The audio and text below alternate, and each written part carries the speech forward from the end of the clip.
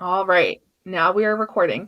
So, welcome everybody. My name is Nikki Kercheval, and I am joined by my coworker Nicole Rainier. I'm sorry, excuse me. We are from Delaware Coalition Against Domestic Violence, and we're going to be talking about an introduction to prevention of gender-based violence. So, we're super excited to be here today, and I'm going to get us started and kick us off. So, today's agenda.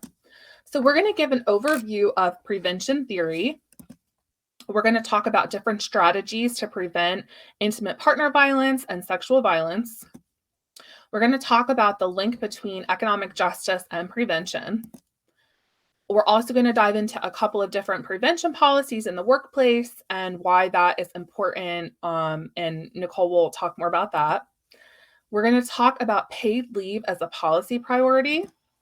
And then lastly, we're going to talk about one of our initiatives at the Delaware Coalition called Invest Delaware. And again, Nicole will talk more about that later on.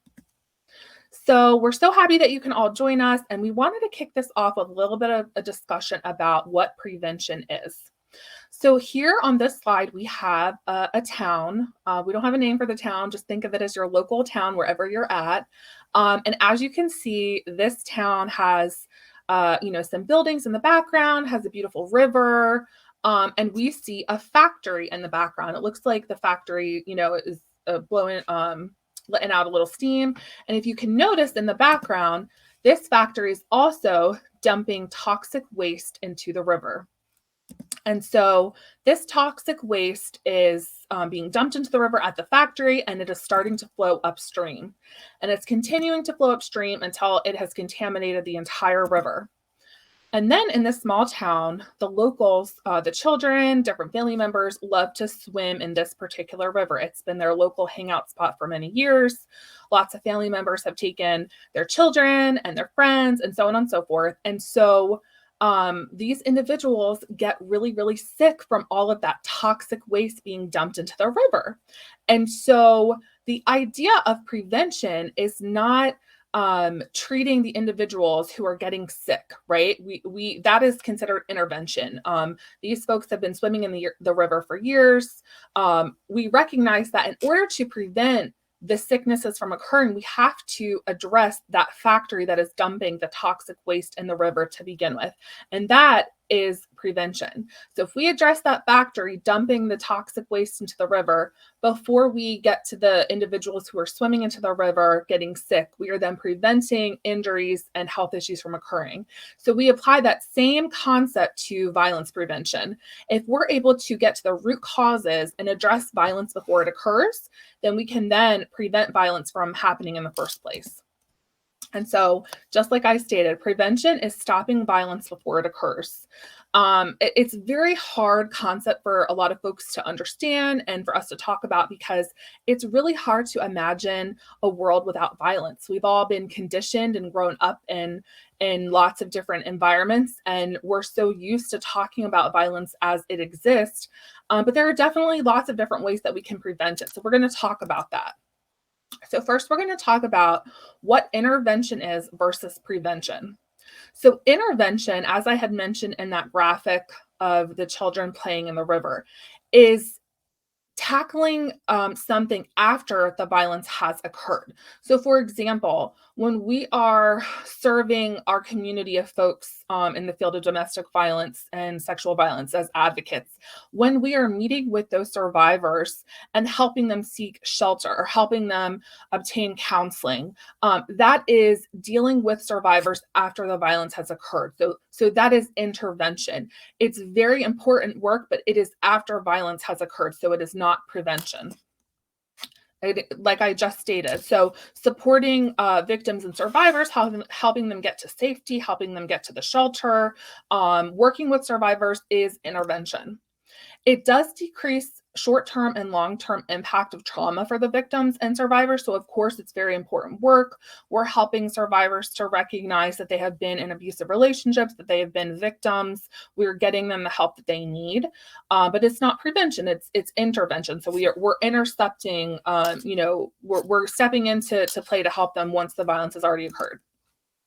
Some more examples, of course, are supporting survivors to leave harmful relationships, and then creating workplace policies to support survivors. So that's creating perhaps flexible workplace policies so that if a survivor has to file for a protection from abuse order, they have the days off to be able to do that. So that's an example of helping with intervention.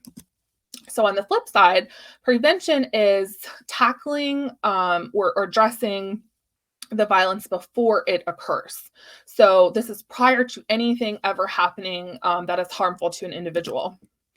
This is decreasing someone's likelihood to commit violence. So we're going to talk to them, for example, about what healthy relationships look like. And in return, that will help to decrease violence. So we're decreasing the conditions that allow violence to occur in the first place.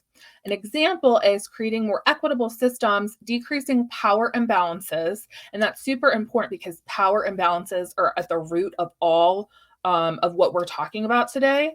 And so, again, that example is talking about healthy relationships and skill building with youth. Maybe we're going into a school and talking about what healthy relationships look like, really breaking down the stereotypes of what masculinity is and that toxic masculinity and how that plays into, what folks might constitute as a healthy relationship.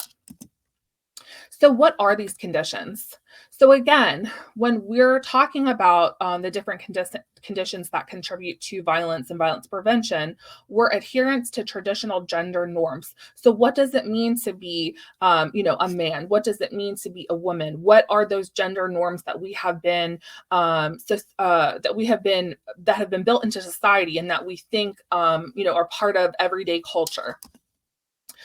Lack of nonviolent problem solving skills. So when we're talking about violence prevention, folks who commit these different acts of violence, they might not have the lack of, they might lack nonviolent problem solving skills because of the way that they were conditioned, the way that they were raised off of what it means to be a man. And what it means to be a man is to be powerful and to be in control. And at the root of all violence, again, is that power imbalance. So, violent family environments, maybe some of these conditions play off of, what folks see in their household. And maybe that is violence. Maybe that is individuals raising their voices at one another or perpetuating those stereotypes that exist and perpetuating that toxic masculinity that exists in those different gender norms and gender roles. Poverty and associated factors contribute and are part of the conditions that lead to violence. And then low community cohesion. So that means, not being in sync with one another's community and not being tied back to, togetherness. And we're going to talk a little bit more about that. So again, an important note to remember is that violence does thrive on power imbalances, and it is at the root of all causes of violence. So that's a big key takeaway from today. So now we're going to talk about the social ecological model. And I'm not sure if a lot of you are familiar with this or not, but this is a great tool for us to be able to talk about to really break down at what levels folks can perpetuate and experience violence, but also how we can prevent it. So we know that these issues exist on a continuum. So it's not just at the individual or the relationship or the community or the societal level. All of these different levels exist together, and they all play different roles in one another. So at the individual level, we have an individual's behavior, their thoughts, and their beliefs. And we learn these things by interacting with family members. We learn these gender norms and gender roles by interacting with family members. So again, we at the individual level can possess these different behaviors, but we're learning them from different places. Relationships, so how people interact with one another. For example, you might watch different movies, or you might interact and read different books and talk to different friends in different friend groups, and you might pick up different behaviors and different ideologies from those different individuals. And then at the community level, we have policies and community connectedness. We have these, different workplace policies that might help to contribute to, breaking down, helping to prevent violence before it occurs. And Nicole is going to talk a little bit more about that. And then at the societal level, we have the overall functioning of systems and social norms and media. And so all of these act interchangeably. One does not coexist without the other. Again, they act on a continuum, and they're very important to remind us that in order for violence to stop, we really need to act. They all need to be touched upon together as a unit. Um, Now, in order for violence to be prevented at the level that we're looking at, we're really looking at honing in at the community and societal level. So, again, the policies and the community connectedness and overall functioning of systems and social norms in media. If we can really tackle and change the ideas around what folks as a society and at the community level think about violence, then we can help to break down those barriers, break down those norms, and really prevent violence before it occurs in the first place. So, what are some of the solutions? So, as part of the Rape Prevention and Education Grant, which Nicole and myself are under, we're tasked with doing different outreach in the community and talking about ways that violence can be prevented. And One of the really great opportunities that we had was to present to you all today and talk more about this at an introductory level. But of course, we also have lots of other trainings that we do on lots of different levels, and we encourage folks to look into the coalition and to look more about the work that we do. So, of course, rape prevention education, we're funded through the CDC, which is then funneled through the Department of Health in Delaware. And so we're tasked with preventing first time of occurrence of sexual violence. We're looking at reducing those risk factors that contribute to violence. And we're looking at implementing comprehensive prevention strategies. So, a couple of different ways that we've done this is one of them is that we have looked at the Stop Sexual Violence Technical Package. It's through a piece of literature put out through the CDC. It's wonderful. We've looked really closely and read this, and we've picked one of the strategies or a couple of strategies through this particular literature to help determine what it is we want to do with our grant. And we worked out and mapped out our work plan based off of this particular technical package. So we really have honed in on providing opportunities to empower and support women and girls. And the two different projects underneath of this are strengthening economic supports for women and families, and then strengthening leadership and opportunities for girls. And so when we lift up and dismantle those power imbalances created by the different gender norms in society, then we can really lift up the voices of others, including women and girls, and strengthening economic supports for families is one of our strategies that we're using.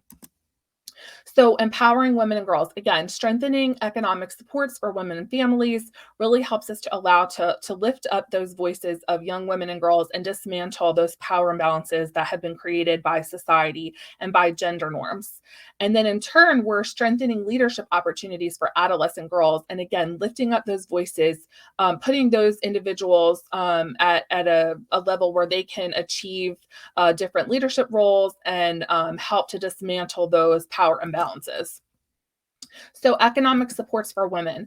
We're focusing on that outer layer, of the social ecological model, which is that poverty, societal norms that support traditional gender roles. So, when we go back to that social ecological model, that's exactly what we're honing in on. We're also decreasing economic power imbalances between men and women and allowing for there to be an even playing field for everybody. So when we do this, we're allowing for everybody to be able to have equitable workplaces. And so, if for example, if women need to take off work because, again, they might need to file for a protection order or they might have things going on with children in the household, we're allowing for these power imbalances to be dismantled. And so that's where policy efforts come into play. When we have really great equitable workplace policies in different sectors of the work field or the workforce, we're then allowing for more folks to be able to come to work and provide for their families. And in return, we're really dismantling and preventing violence from occurring in the first place because we're getting rid of poverty being a condition for violence to occur. And so at this point, I'm going to pass it over to Nicole, and she's going to talk more about why we've chosen economic justice. I'm going to stop screen sharing and let Nicole take over.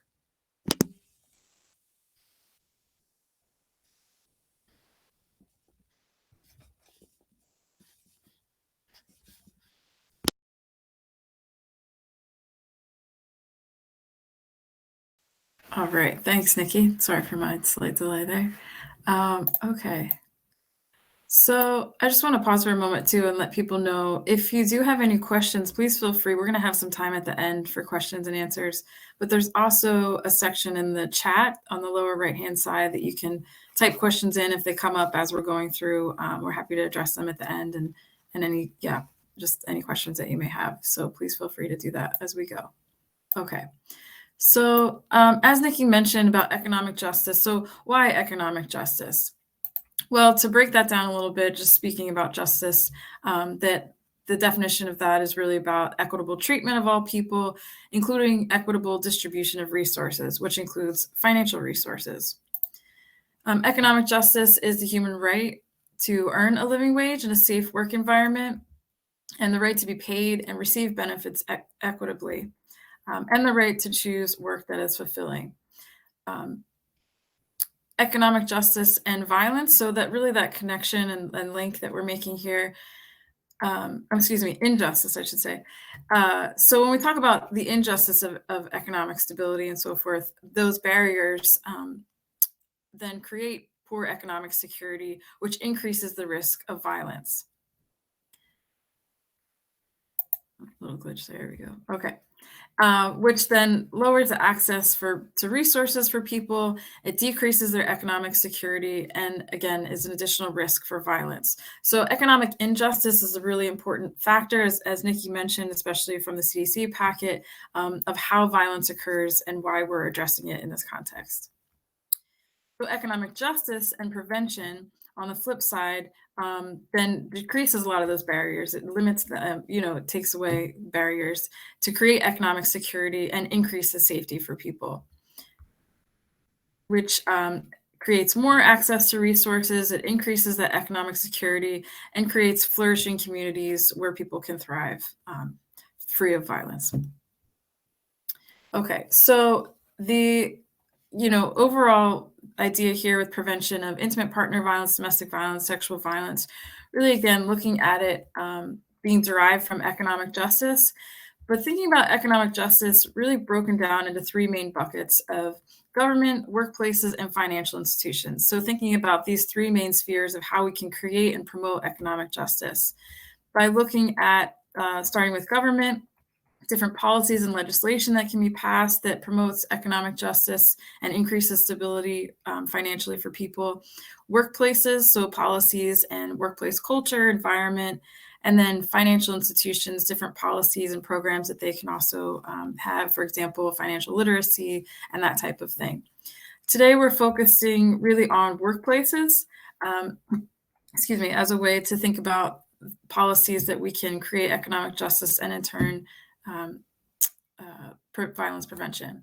So that workplace policies, again, broken down a little bit more, we can talk a few examples of on-site childcare, paid time off and paid leave, and equal pay. So these are three areas that help promote gender equity, financial economic justice as well. And the ways that they do this is by challenging gender norms, by promoting flexibility with schedules, and creating financial independence and stability. As Nikki mentioned too, today we're focusing in on paid leave. It's a big conversation and policy priority that we have in Delaware at the moment, and we'll talk a little bit more about that too. Okay, so paid leave as prevention. Do want to mention too that especially now for workers in this current environment and the past couple of years with the pandemic, economic stability is that much more important for people, but especially for women, for Black, Indigenous people of color, immigrants, LGBTQ community, low-wage workers, people with disabilities, or any of the intersections of these identities are really that much more vulnerable. And so prevention is really important, particularly as we talk about these communities as well. So paid leave as a policy priority, a reason that we're really looking at this as a priority is the fact that it is prevention and, because it provides economic resources that decrease the potential for abuse.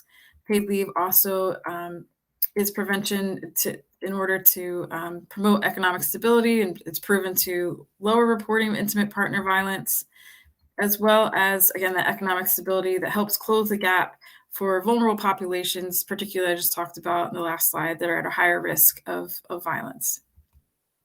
Paid leave is also intervention, as Nikki mentioned, for people that are experiencing violence. It can literally be a lifeline for them. So as Nikki mentioned too, of reasons people may need, to leave work or take time off to deal with the abuse that they're going through. There's a wide variety of reasons that people need that, and that this would provide that access.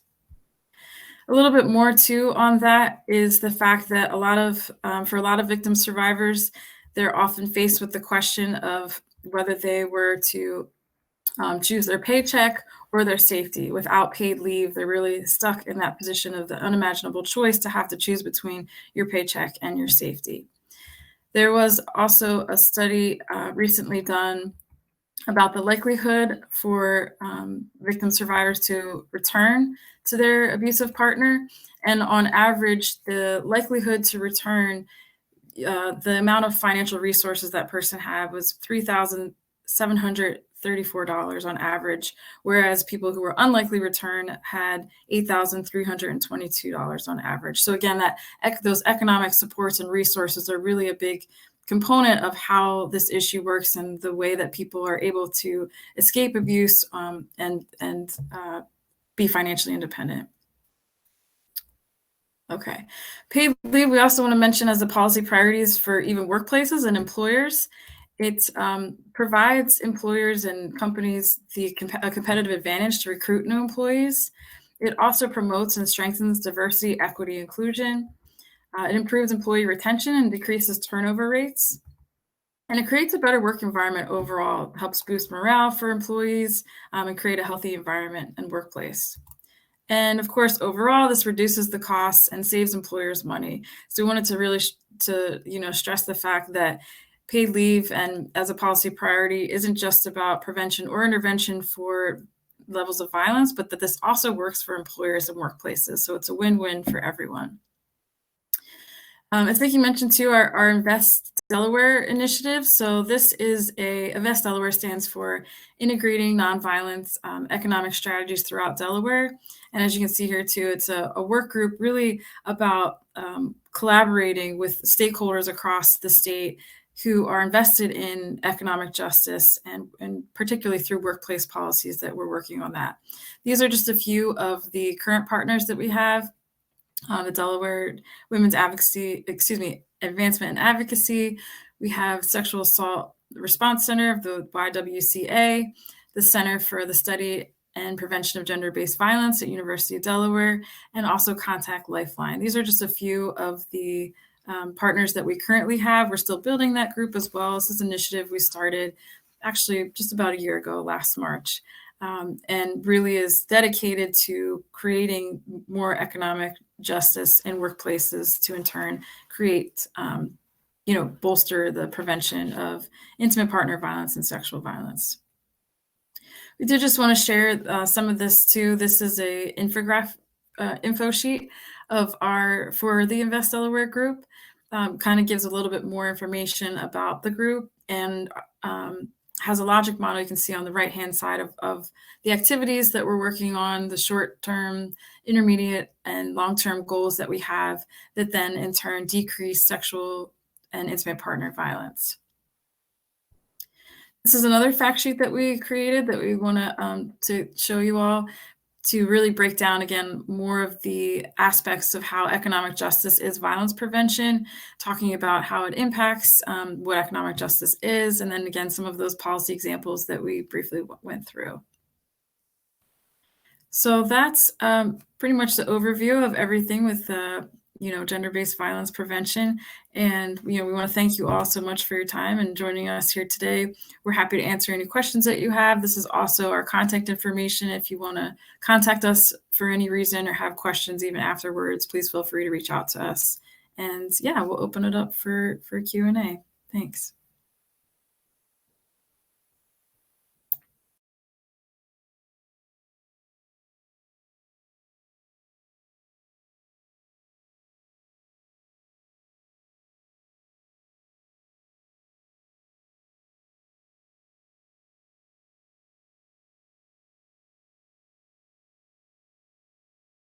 Feel free to, if people want to unmute, you can do it that way, or also if if you're more comfortable in the chat, people can also that way.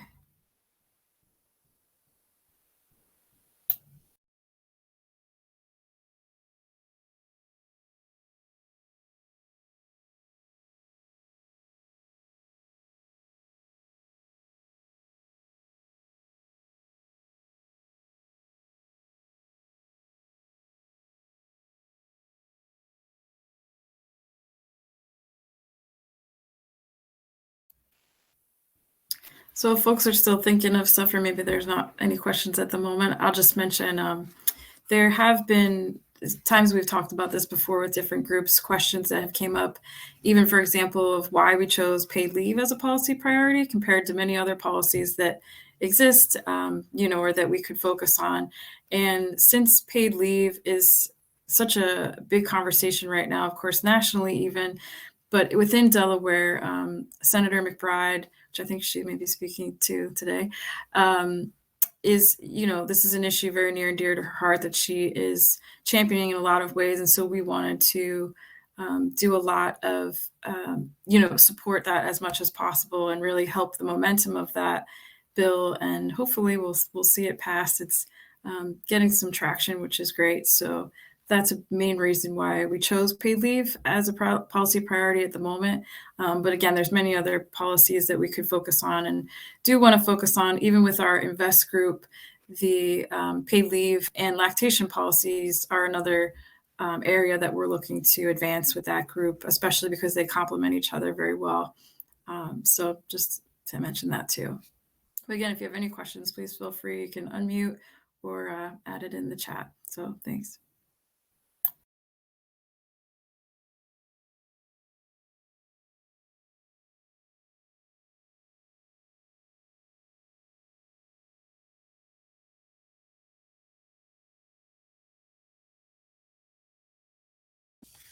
Yeah, thank you for that, Nicole. It looks like we had a couple of folks just pop in and say thank you for the presentation. And so we really appreciate you all attending. And as Nicole mentioned earlier too, if there's anything that pops up on your end, or if you have any follow-up questions, feel free to reach out to us.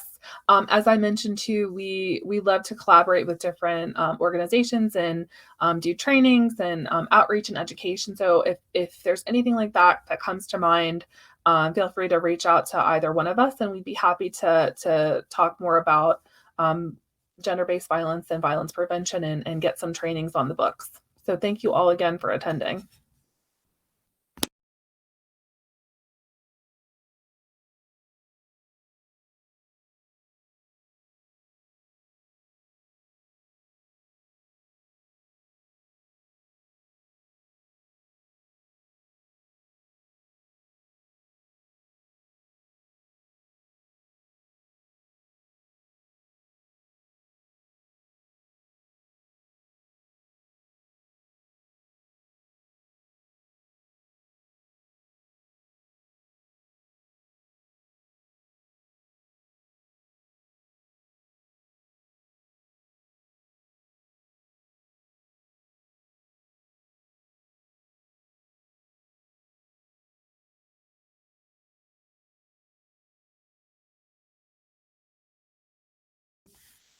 Yeah, it looks like a couple of people are dropping off. So I think that is everything. If we want to maybe stop recording and let folks go. And if there's anything else that pops up, like we said, feel free to reach out to us. Our emails are right on that slide.